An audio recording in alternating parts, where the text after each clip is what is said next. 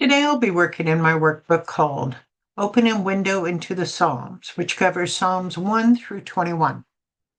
Normally on the first psalm of each book, I will go through these pages, but I won't on all the subsequent psalms. So if you want to read this, go ahead and stop the video to read it. This is a general study on psalms. This is the separating the psalms into groups, the musical nature of psalms, and the poetic features of the Psalms. We usually get to these on each of the Psalms, but these are some features of the Psalms that we talk about. Looking at the table of contents, we've done Psalms 1 through 8, and we will be doing Psalm 9.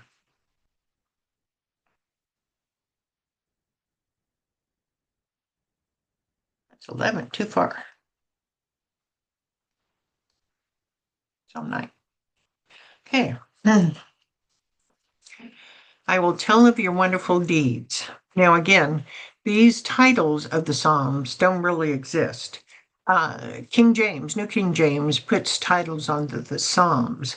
The Psalms were written with no titles whatsoever, which makes it really hard when you want to give it a title. This is to the choir master, to Muth Leban, a Psalm of David, and we'll talk about all that. This must be a large psalm because I only have 6 verses here, and when we get to the next set, I will read those as well. But we always start with reading the psalm. I'll give thanks to you, Lord, with all my heart.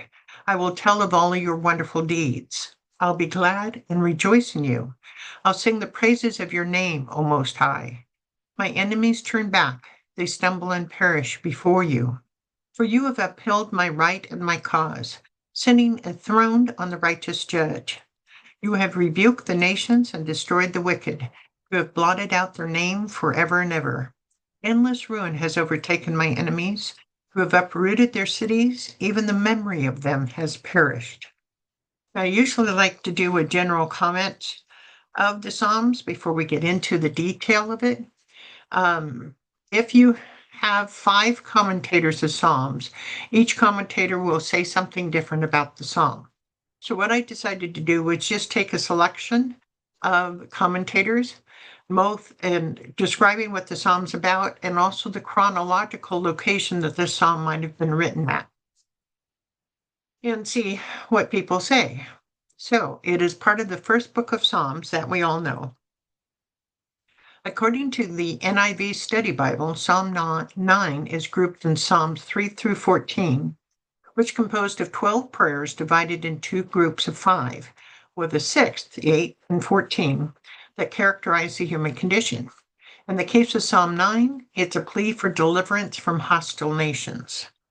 According to Jamieson, Fausset, and Brown, Psalm 9 is considered a praise psalm for God's mercies to individuals. It is also considered a wisdom or didactic psalm, in that there's a comparison between good and evil. The narrated Bible in chronological order, so that Psalm 9 is a psalm of joy and praise. Tom Nelson's Chronology Bible places this Bible in David's final years. However, the Blue Letter Bible places it after the victory over Goliath in 1 Samuel 17:4. There were a few other commentators that believe that David wrote it in memory of his battle with Goliath. So it was either written right after the fight with Goliath or in memory of his fight with Goliath. David wrote this psalm to the choir master, which is interchangeable with the chief musician. In David's time, this would either be Asaph, Jeduthun, or Heman. Asaph was a prominent Levite, a worship leader, a magician in the court. He composed or co-authored several psalms. Jeduthun, also known as Ethan, was also a prominent Levite and magician. Heman, the Ezrahite, was a Levite, seer, songwriter, and magician. He also wrote a psalm. All these were at one time considered the choir master or chief musician. David wrote it to be played to the tune of Muth Leban, or Death of a Son, a tune that no longer exists.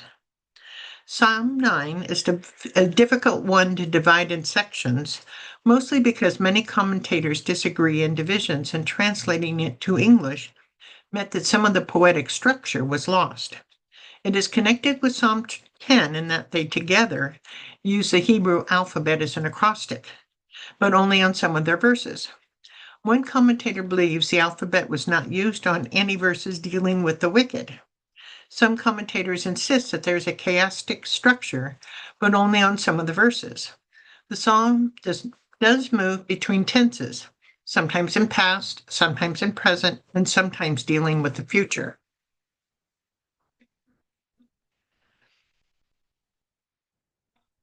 After detailed studies, these are the sections I discovered. The first section is future praise to the Lord, which is verses 1 through 2.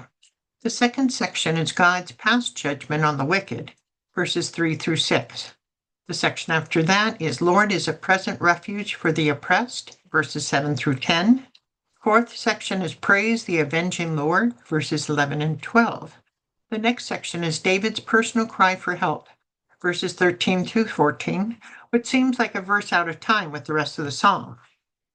The sixth section has past, present, and future tense in it, showing that the wicked ensnare themselves, verses 15 and 17. And the last section is the future judgment of God, verses 18 to 20. So we're going to be dealing with the first section first. The first section is the future praise to the Lord. Let's go ahead and read verses 1 through 2. I will give thanks to you, Lord, with all my heart. I will tell of all your wonderful deeds. I'll be glad and rejoice in you. I will sing the praises of your name, O Most High. In verses 1 and 2, use the synonymous parallelism form of poetic structure in that verse 2 repeats the thought of verse 1 using different words. It also uses the repetition poetic structure in that I will is listed 4 times. It is all in future tense, indicating something David isn't doing presently, but will do. I will give thanks to you, Lord, with all my heart. I will tell of your wonderful deeds. I will be glad and rejoice in you. I will sing the praises of your name, O Most High. Why do you think David put this in future tense? Do you think the reason is listed in verses 13, 14, which is David's cry for help? I haven't seen 13, 14, so that's a little hard. But it could be that. It could be that he's telling what he's going to do if God answers his pleas. Okay. So next page. The next section is God's past judgment on the wicked, verses 3 through 6. Let's read those. My enemies turn back. They stumble and perish before you. For you have upheld my right and my cause, sitting enthroned as a righteous judge. You have rebuked the nations and destroyed the wicked. You have blotted out their name forever and ever. And endless ruin has overtaken my enemies. You have uprooted their cities. Even the memory of them has perished. Verses 3 through 6 are a lopsided comparison of the judgment between the righteous and the wicked. First, notice how those who are enemies of David and God have responded and have been handled in the past. David's enemies turn back. David's enemies stumble and perish before God. God has upheld,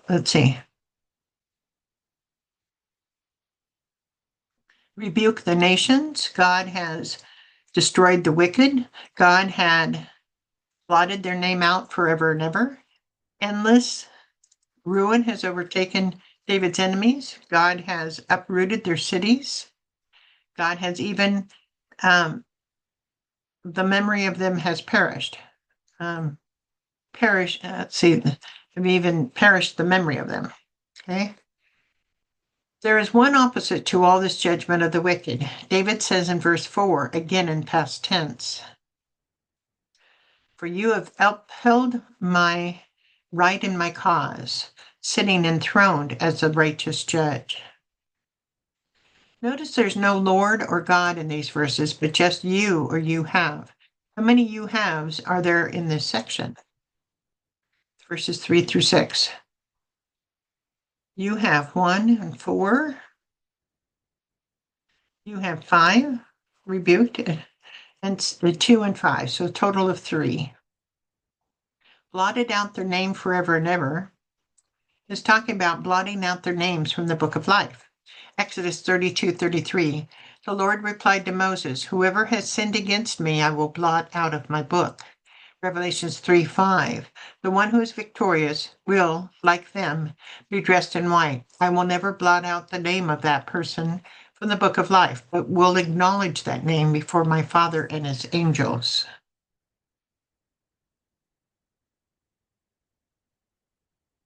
The next section is Lord is a present refuge for the oppressed, verses 7 through 10. Let's read those. The Lord reigns forever. He has established his throne for judgment.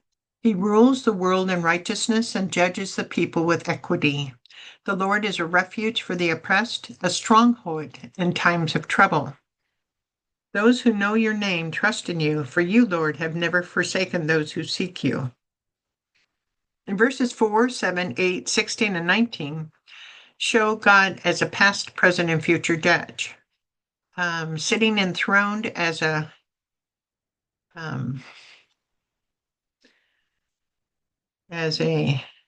righteous judge, establishing his throne forever, his throne for judgment. The Lord is a refuge for, judges the people with equity. The Lord is known for his acts of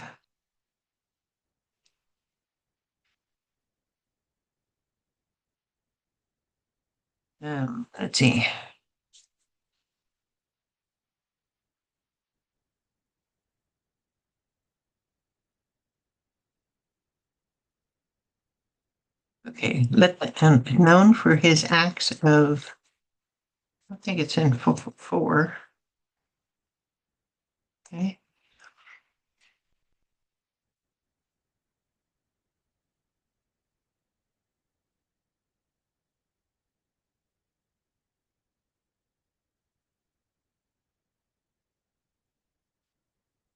Let's look at 19.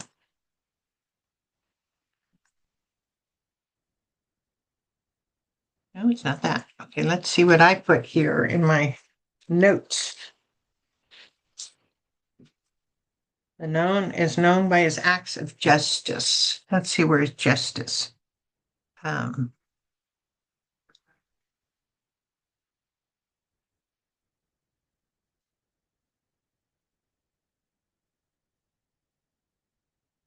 I'm not quite sure where that means. 16. Let's look at 16. Maybe that's it.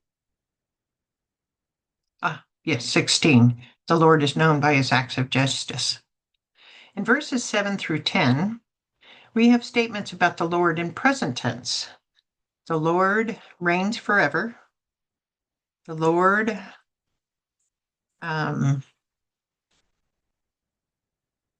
rules the world in righteousness. The Lord is a refuge for the oppressed. The Lord is a stronghold in times of trouble. And the Lord has never forsaken those who seek you. Right?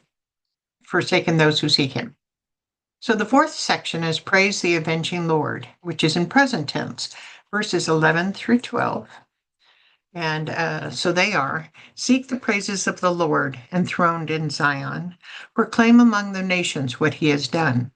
For he who avenges blood remembers, he does not ignore the cries of the afflicted. In verses 11 and 12, David wants us to sing praises for what God has done. What has the Lord done according to David in verse 12? He has avenged the blood. He who avenged blood remembers. He does not ignore the cries of the afflicted. He doesn't ignore the cries of the afflicted. The fifth section almost seems out of context. It is David's personal cry for help, verses 13 and 14. It is as if he will praise God, verses 1 and 2, if God has mercy on him. Then he remembers what God has done, verses 3 and 6, and verses 11 and 12, and what God is in the process of doing, verses 7 through 10. So he feels justified in asking for help. So 13 and 14. Lord, see how my enemies persecute me. Have mercy and lift me up from the gates of death. that I may declare your praises in the gates of daughter Zion, and there rejoice in your salvation. In verse 13, what are David's enemies doing? Persecuting him. In verse 13, what tells us that David is in fear of his life? Lift me up from the gates of death. If Lord has mercy and rescues him from his enemies, then what will David do in verse 14? I may declare your praises. The gates of daughter Zion are the gates of the earthly Jerusalem. The sixth section is the wicked ensnare themselves, verses 15 through 17, which is on the next page. So let's go ahead and read that real quick. The nations have fallen into a pit they have dug. Their feet are caught in a net they have hidden. The Lord is known by his acts of justice. The wicked are ensnared by the works of their hands. Selah. The wicked go down to the realm of the dead, all the nations that forget God. In verses 15 to 17, what happened in the past? They have fallen into a pit they have dug. In verses 15 to 17, what is the Lord doing in the present? Are ensnared by the works of their hands. In verse 17, what happens to those nations who forget God? The wicked go down to the realm of the dead, all the nations that forget God. The last section is the future judgment of God, verses 18 to 20. But God will never forget the needy. The hope of the afflicted will never perish. Arise, let the nations be judged in your presence. Strike them with terror, Lord. Let the nations know that they are only mortal. Selah. Unlike other psalms, this psalm does not have a conclusion at the end. Perhaps the reason is that it's connected to Psalm 10. In verse 18, what happens to the needy and the afflicted? God will never forget them, and their hope will never perish. In verses 19 and 20, what happens to the evil nations? They will be judged and strike them with terror. How the psalm lives on. Jews use Psalm 9, like other psalms, for praise, thanksgiving, and supplication, both individually and collectively, particularly during times of crisis or to express gratitude for God's justice and protection. So that's the end of this psalm. I hope that helped you understand the psalm a little better, and I hope you continue with our series in the Psalms. Thank you and have a good day.